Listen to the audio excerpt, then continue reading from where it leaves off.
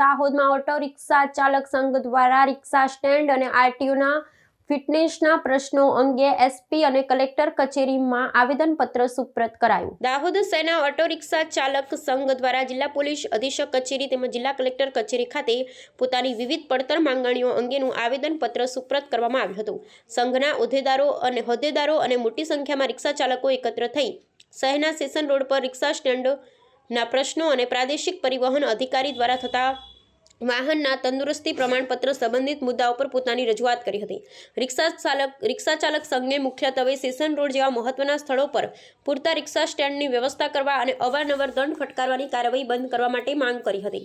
આ ઉપરાંત પ્રાદેશિક પરિવહન કચેરી દ્વારા વાહનોના તંદુરસ્તી પ્રમાણપત્રને મંજૂર કરવાની પ્રક્રિયાને સરળ અને ઝડપી બનાવવા પર ભાર મૂકવામાં આવ્યો હતો, જેથી રિક્ષા ચાલકોને અન્યાય ન થાય। સંઘે જણાવ્યું હતું કે રોડ પર પૂરતી વ્યવસ્થાના અભાવે તેમને ઘણી મુશ્કેલીઓનો સામનો કરવો પડે છે અને તેમના રોજગાર પર વિપરીત અસર પડે છે। આ આવેદનપત્ર દ્વારા સંઘે વહીવટી તંત્રને સ્પષ્ટ સંદેશ આપ્યો કે જો તેમની વાજબી માંગણીઓનો ટૂંક સમયમાં ઉકેલ લાવવામાં નહીં આવે તો તેઓ દ્વારા આંદોલનાત્મક કાર્યક્રમો હાથ ધરવામાં આવી શકે છે। જિલ્લા પોલીસ અધિક્ષક ને કલેક્ટર દ્વારા સંઘના પ્રતિનિધિઓને તેમની રજૂઆત પર યોગ્ય ધ્યાન આપી ને સત્વરે યોગ્ય કાર્યવાહી કરવાની ખાતરી આપવામાં આવી હતી। વહીવટી તંત્રના આ નિર્ણય પર હવે દાહોદના રિક્ષા ચાલક સમુદાયની નજર ટકેલી છે।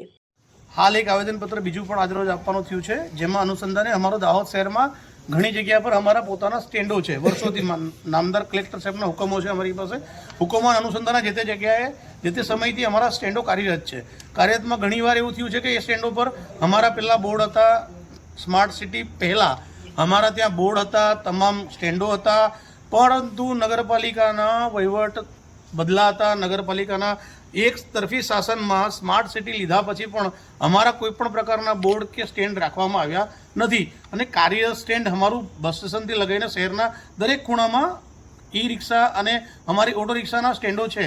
પરંતુ આજ રોજ અમને એવી ફરિયાદ મળી હતી અમારા ઓટો રિક્ષા ડ્રાઈવર યુનિયનના ભાઈઓ તરફથી કે જેઓ બસ સ્ટેશન પર અમારા કાયદેસરના સ્ટેન્ડ પર ઊભા રહે છે અને ઊભા રહીને વર્ષોથી એ જગ્યા પરથી પોતાનું પુનર્વસન કરવા માટે દાહોદ શહેરના કોઈપણ ખૂણા પર રિક્ષા ડ્રાઈવર એ ત્યાંથી સવારી ભરીને જાય છે અને એ અનુસંધાનમાં ત્યાંના લોકલ આગેવાનો, લોકલ કાઉન્સિલરો અને નગરપાલિકાના ચીફ ઓફિસર, નગરપાલિકાના દબાણ અધિકારી એ સ્ટેન્ડને હટાવવા માટેના પ્રયાસો કરે છે। અગાઉ પણ આવી રીતે વિજય ટોકીજની બહાર અમારું એક સ્ટેન્ડ હતું, ત્યાં હમણાં હાલ સ્ટેન્ડ બિલ્ડિંગ વેચાઈ ગયા અભાવના કારણે નગરપાલિકાએ ઠરાવ કરીને રોડ બનાવી દીધો છે અને ત્યાં કાયદેસરના કોમર્શિયલ શોપિંગ સેન્ટર બની ગયા છે અને એના અનુસંધાનમાં અમારું રિક્ષા સ્ટેન્ડ એ જગ્યાએથી પણ ગાયબ થઈ ગયું છે અને એવી જ રીતે હવે બસ સ્ટેન્ડની બહાર જ્યાં મારી રિક્ષા 20 ઊભી રહે છે, કેપેસિટી છે મારી, અને એ પણ બિલ્ડિંગ હવે ખાલી થઈ ગયું છે। પહેલાં અર્બન બેંક હતી વર્ષો પહેલાં, એ ખાલી થયા પછી બિલ્ડિંગની બહારથી ખસેડવા માટે ત્યાંના લોકલ આગેવાનો અને લોકલ સરકાર નગરપાલિકાની અને ચીફ ઓફિસર અને એના